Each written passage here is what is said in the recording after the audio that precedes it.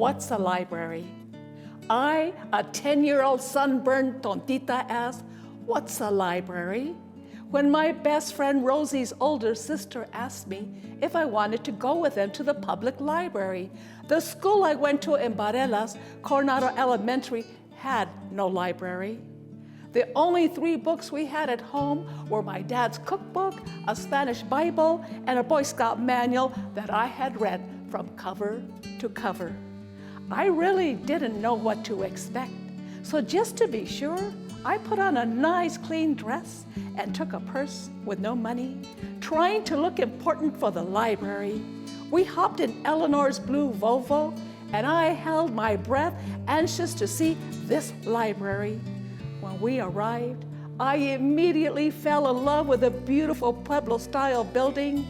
I was told to be quiet and walk silently. My heart was beating so fast, I hoped no one could hear it.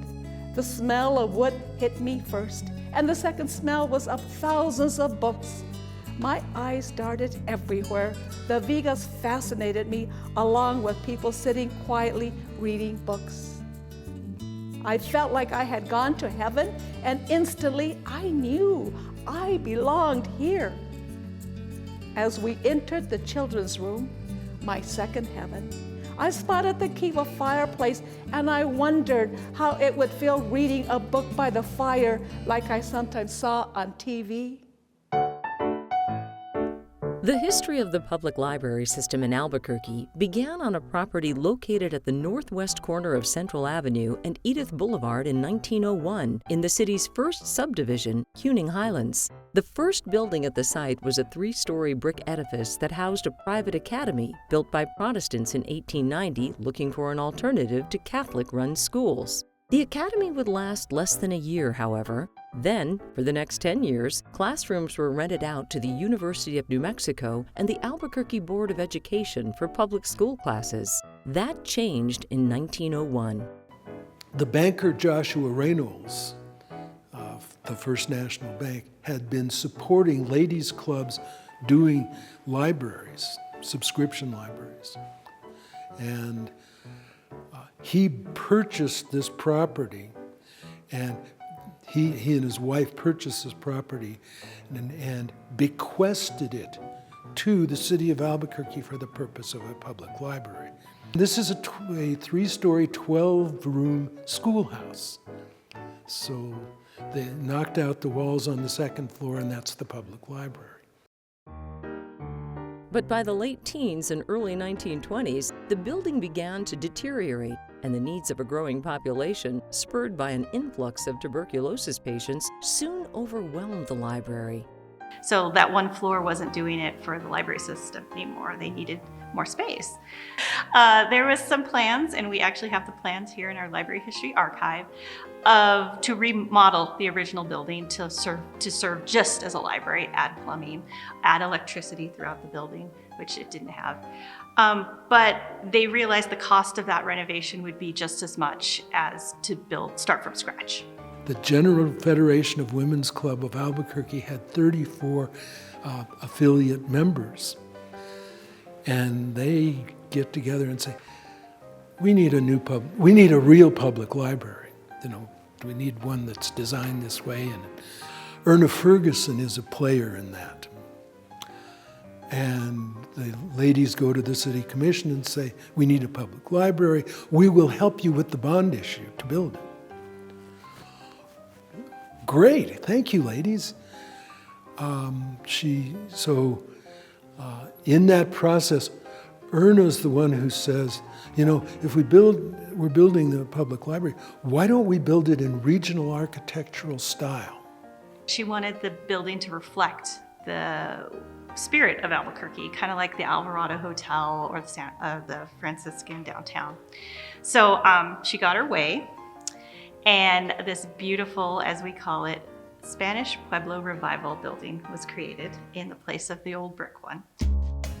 The state's first publicly funded library, designed by city engineer Frank Kimball, built by Arthur Rossiter, and decorated inside by noted artist Gustav Baumann, opened to great acclaim at an event attended by dignitaries including Governor Arthur T. Hannett. And it was quite the big to-do in the city, the grand opening. So it was held March 23rd, 1925. And it was a gala, as they called it. There was a jazz band playing. Punch was served. The mayor was here. The governor was here. And at the newspaper reports that there was no less than 500 people in the building at one time. While the new public library was a cause for celebration, the early supporters probably had no idea of the profound impact the facility would have on the growing city. For the next 50 years, the building served as a community meeting place, a fine arts museum, and for almost half that time, as the city's only public library.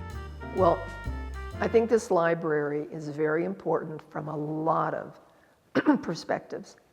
Certainly, going back to the 1920s and when it was built, when Albuquerque was a very small community, and really, I mean, this represented art and literature and culture and education, and the architecture of this building representing the Southwest.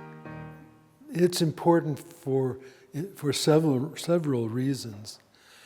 The bringing together of the local history, books, magazines, archives, maps, the array of materials on the history of this community and its growth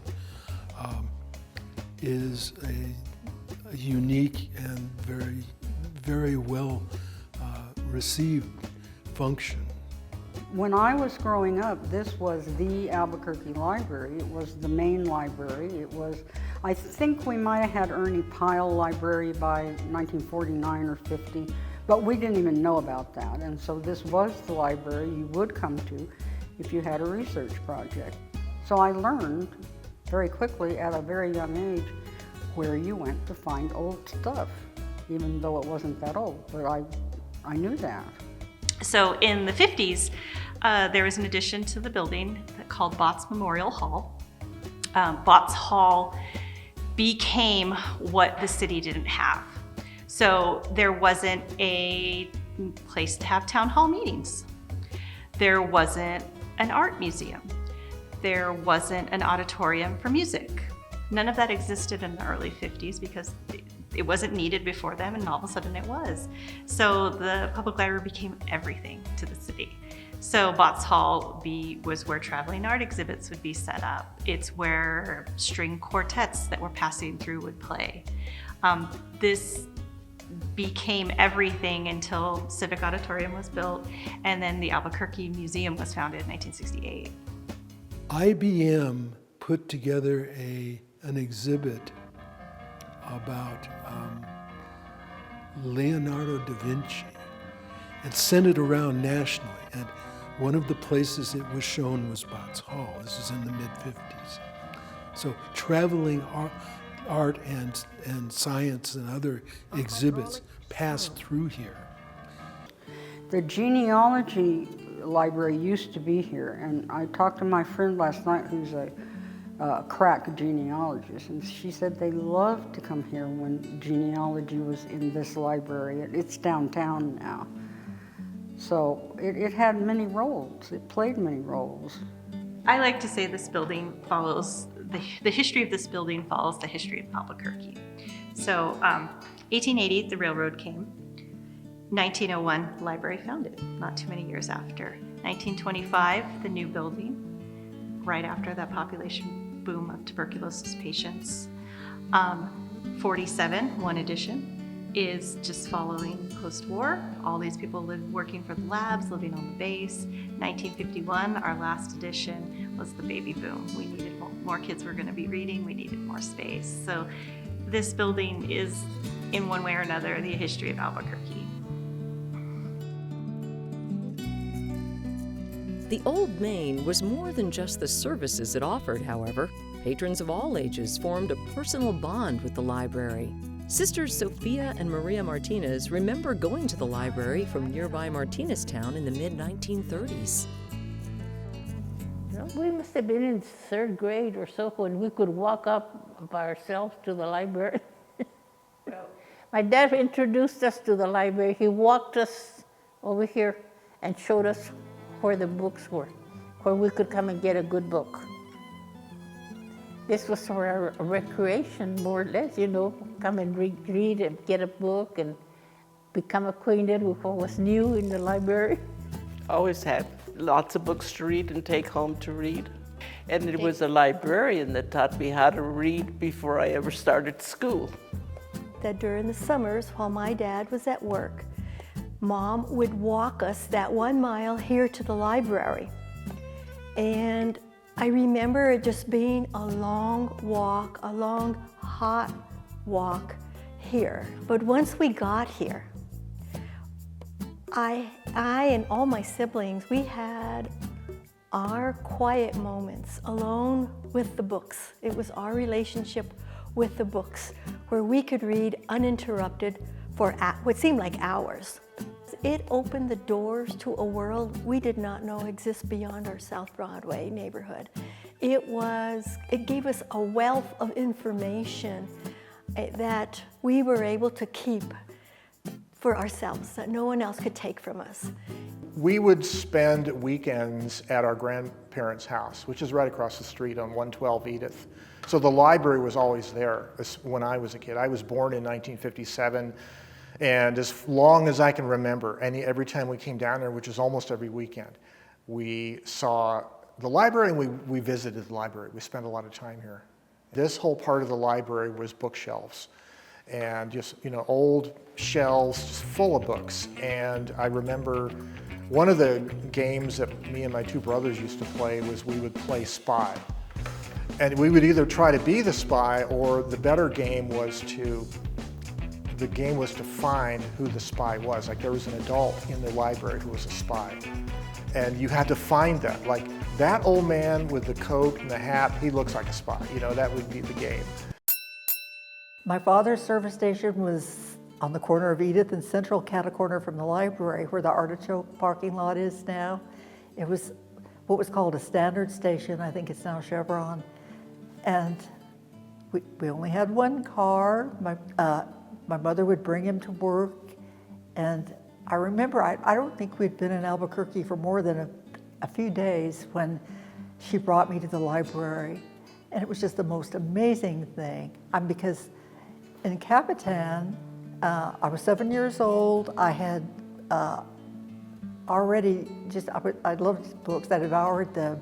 There was no library in Capitan, of course. We walked in the door here. I saw all the children's books. It was just a glorious and great thing to get my own library card and be able to check books out. It was a cause of great joy. I don't remember how many books you were allowed to take, but whatever the limit was, I'm sure I took it. This is how I really discovered research and what a library has. We thought of it as a big old building with some books. That was all it meant to us. And then the movie came out in 1959 called Compulsion, and it was based on the 1924 murder case of Leopold and Loeb. And it was a wonderful movie, and I just got hung up on it, and when I found out it was a true story, this was my first foray into research, and I came to the library to look for a Life magazine from 1956 or 1957, which had an article on the 2 murderous boys portrayed in the movie Compulsion. And I thought, oh, this magazine is so old. It was like 3 years old or something. They'll never have it. But I came down and they had it. And so I was able to find that article. And I was just astonished that this building had something that was over 3 years old. I didn't understand that they have things that are over 100 years old because I was just a child. When you came to the library, you felt safe here, and you knew it was a place of wonderment, that magical things could happen here, for a kid anyway. And I think for the most part, as I can recall, my friends, they too liked being here. and we would come as often as we could, you know. It's given me a love for words, I guess that's the other thing. And the library's done it. You know, where would you get that? You wouldn't get it off a cereal box. I was very much into the Wizard of Oz series of books. The Nancy Drew mystery books, oh my golly.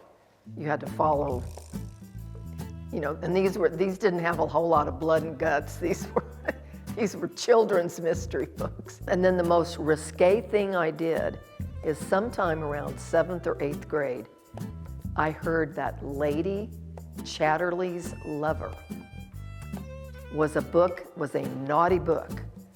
And I wasn't sure just what that meant, but I wanted to explore. And that's when I found Lady Chatterley's Lover, and I was very mysterious about finding the right aisle where it was and the right group of shelves. And then opening it, and I don't know whether I was looking for profane words or words that were describing the body. I'm not sure, but that was my first exploration into adult books that were in the stacks. First, the library was a safe haven. And it was safe in the sense as our neighborhood started changing. It was becoming a really tough place to live. There was a lot of within ethnic group fighting, across ethnic groups. There was a lot of just dissension going on, unhappiness. People who are poor, you know, just having a hard enough time and just start fighting with each other.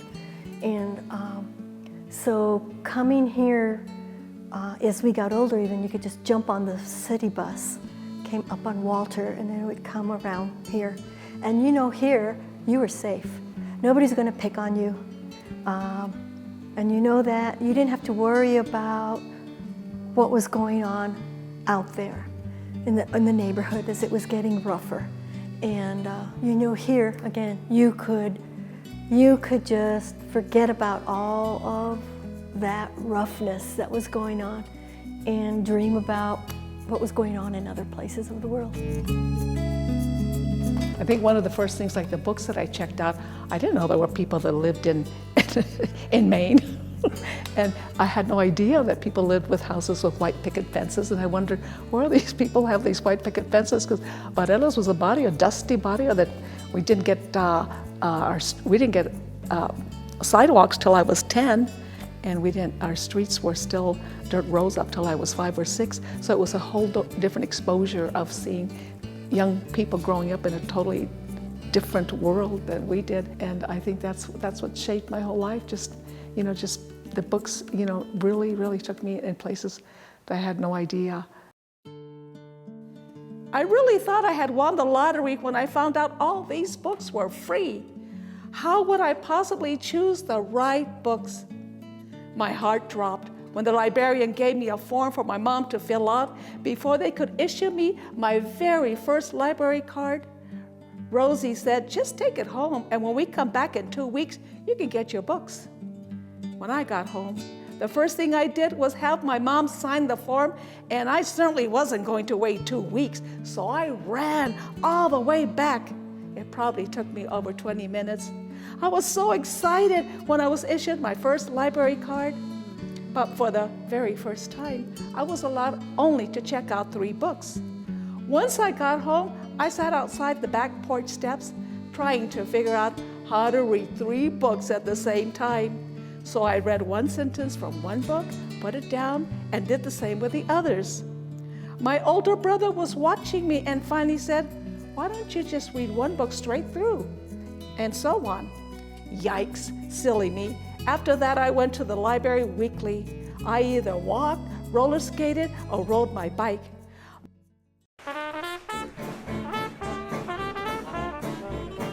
Of course, the library would have never fulfilled its potential without a dedicated staff and administration, starting with the first head librarian, Stella Dixon.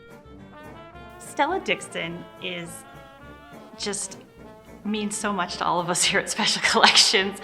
She was the librarian from 1917 to about 1936. She's director by 1918.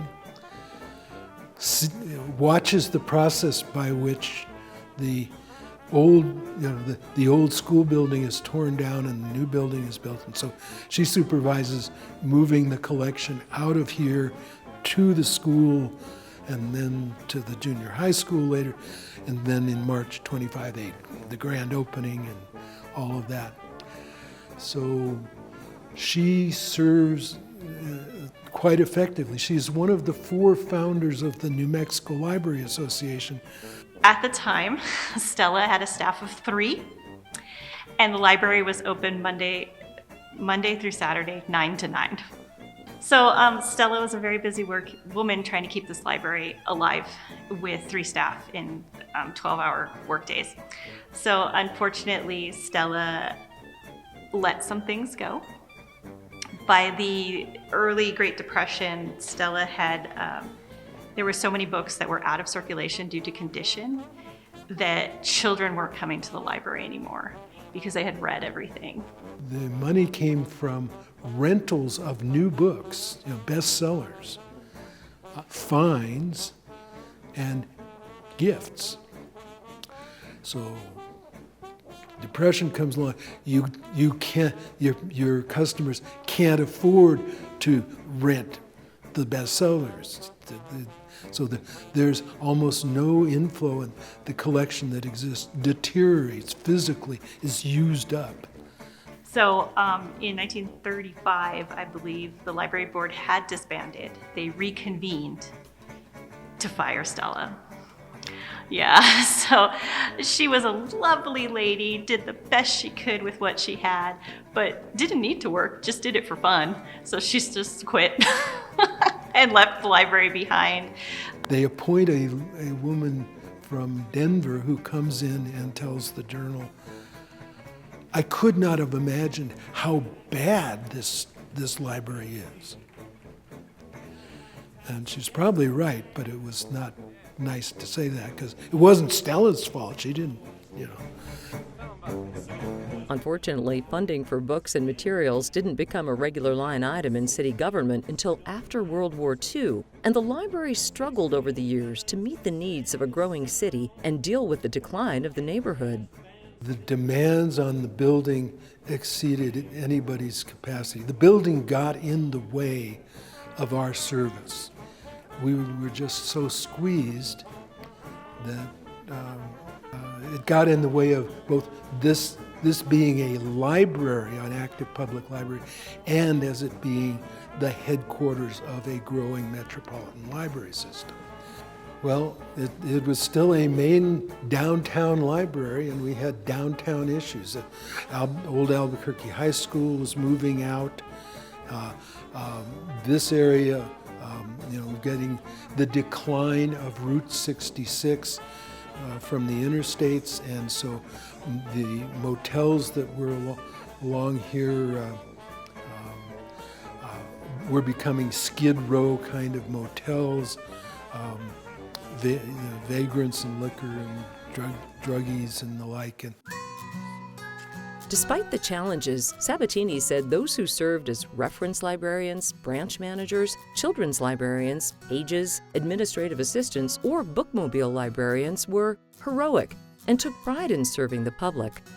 We were very professional about all that. We didn't care where you slept last night. If you behaved yourself, followed our rules, you got public library service because you deserve, that's what we're there for the entire community. I worked in this building from April of 1974 until we opened the new library downtown. And I had a wonderful assistant, Gudrun Mauder, and we would do children's programs, we would do readings, we would invite the kids in and talk to them about various things. And my specific memory of doing that together with Gudrun was that since we were in just that small part of the building that is now the printing presses area, that we were able to go out that door and do summer programs just out on the lawn outside, or being able to do things like that. And so we had kids planting seeds because we could have dirt outdoors, and those seeds were, would grow, and as their interest in books and various other things would grow as well. Well, the main thing I remember doing is planning programs, and I had a lot of freedom to do whatever I wanted. So we had an aquarium in here with fish in it. We had a cage with a pet white rat in it. So I did crazy things like washing out the aquarium outside, letting the rat out, letting it run around the library. Things were pretty loose back then in those days. And like I said, I was probably left alone a lot of the time. I felt that I had a lot of flexibility, a lot of creativity. One of my most favorite days, hours and minutes of my life was when my boss, Alan Clark, I'm sure you've heard of him, he came into my office one day as his administrative assistant, and he said, do you know anything about computers in libraries? No, sir, I don't know of any. He said, well, I've been reading a lot about that lately, and we need to get on board here. I said, oh, okay, well, off we go. I will never forget that moment, because I knew my life was changed totally after that, I got a call from what was a hospital, and it was the librarian from the hospital, and she said, she says, our doctors are looking to see what's in a banana. There's a woman very ill, and it has to do with bananas. And she says, we don't have anything in our library here. This was the hospital. She says, we've called it was Bernalillo County at the time, before it became UNM library. Says, they don't have anything on it. And she said, we're hoping that you have something. And so I said, okay. I took their number, and I went and looked it up, and I found a little pamphlet that was put out by one of the companies in South America or so, and it gave a picture of the banana, the different sugars that were in a banana. So I called and gave them the information, and the librarian thanked me. For some reason, my husband and I were the last ones going out the door, and as we went out the door, the telephone rang. And Jimmy looks at me, he says, are you going to answer that, or the janitor? And I said, no.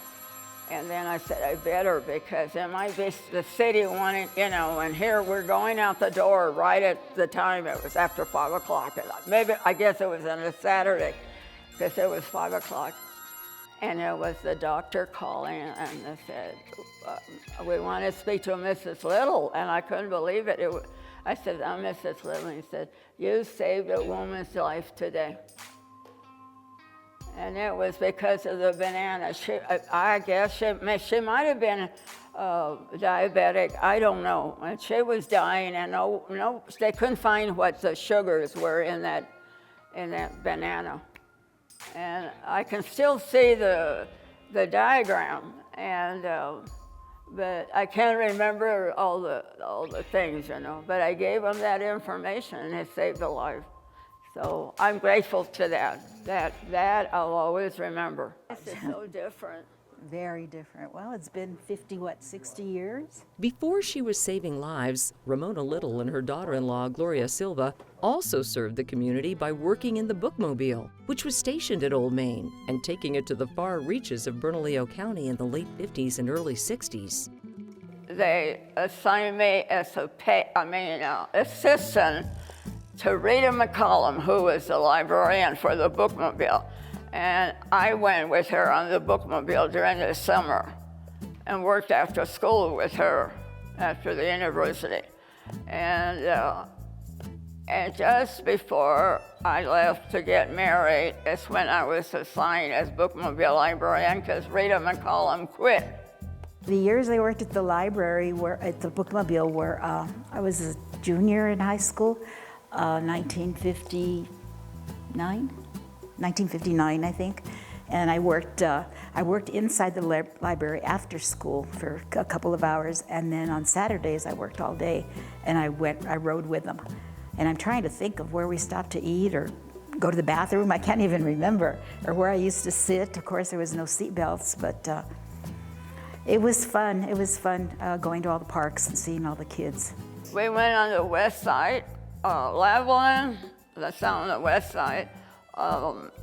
And then, like I told you, Sierra Vista was over there off Paseo del Norte and Unser. But those are streets now. They weren't there before. It was all hills. Saturday, we didn't go to the schools. We went to different parks, like elderly homes, retirement homes, and parks. And we went to Old Town. Just driving off on South 14 was an adventure, from beginning to end. And then along the way, there were people out waiting for us. I mean, they knew what day of the week and what hour we were going to get there.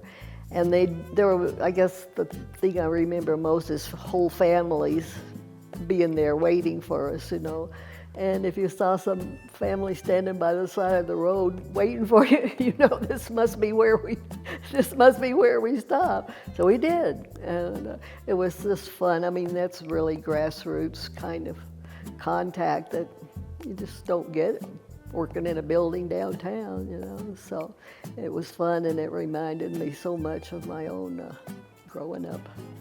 The little kids, they were so happy. They bring presents that they had gotten for Christmas, or maybe they had a book that they really liked and they show it to me, that they'd gotten there.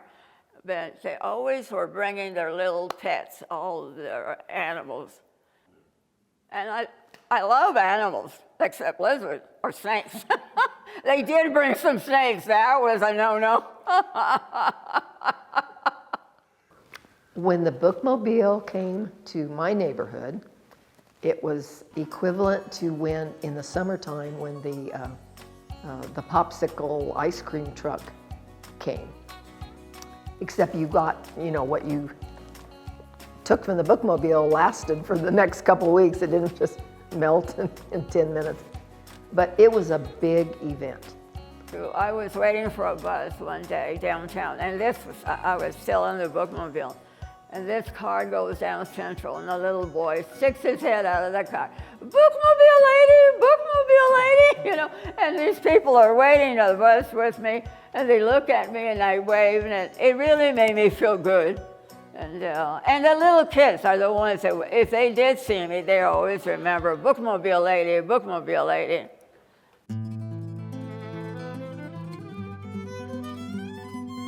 After the new Main Library opened in downtown Albuquerque in 1975, Old Main would undergo renovations and reopen in 1978 as special collections with a focus on local history and records, but not without a bit of controversy. Now, Reynolds, when he bequested the property to the city, made three provisions that the city is obliged to use this space only for a free public library, that the citizens must raise $1,000 to help stock it, and that there will be grass and trees, that the property will be landscaped. So when the building closes and we move to New Main, and the city uses it for something else, the heirs of the Reynolds family protest and say, you have failed in the in your requirements of the bequest, the property reverts to us. In 1974 or 75, they built the main branch as we know it today at 501 Copper Northwest. So in one day, the library was closed one day, they moved the entire collection from this building downtown. And they kind of were up in the air what to do with this building. It was really run down. You gotta think it was about 50 years old at that time. Not a lot of work done to it. I think it only had renovations 2 times. It had a new roof, but she was looking her age. So they decided in their grand wisdom, the city, to move the planning department in this building. They worked out of the basement, which is weird why they couldn't be on the first floor. But at that point, it got back to the Reynolds family that this was not being used as a library, the property. So even in the 70s, this corner of Central and Edith was probably worth millions. So the Reynolds said, either you need to have it as a library or we are going to take it back. The city didn't listen. So there was a symbolic chaining of the front doors. The Reynolds heirs took like a chain and a lock and locked the front doors and wouldn't allow them in. And so it was very prominent in the newspapers at the time, the chaining, and there was a lot of back and forth. And then the city finally decided to take up a suggestion from the Albuquerque Genealogical Society, had presented 2 years before, that they should move the genealogy department here. It was at the Erna Ferguson Library, and they thought it would fit nice in the old building, the history of Albuquerque. So in 1978, the building reopened as Special Collections and Genealogy.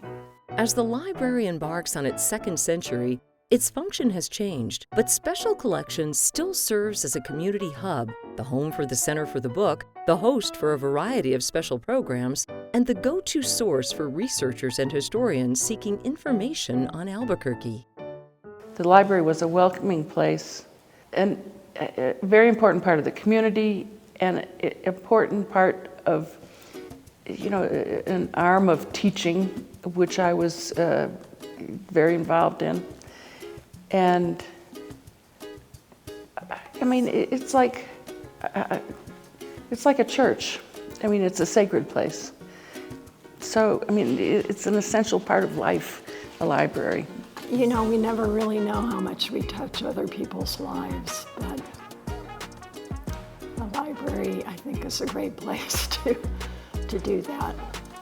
It's such a special place because now it's a historical, it holds the history of our city, and I think that it's invaluable, and it's an inviting place to come to. And I think that if you're searching for any information about our city, this is a place to come.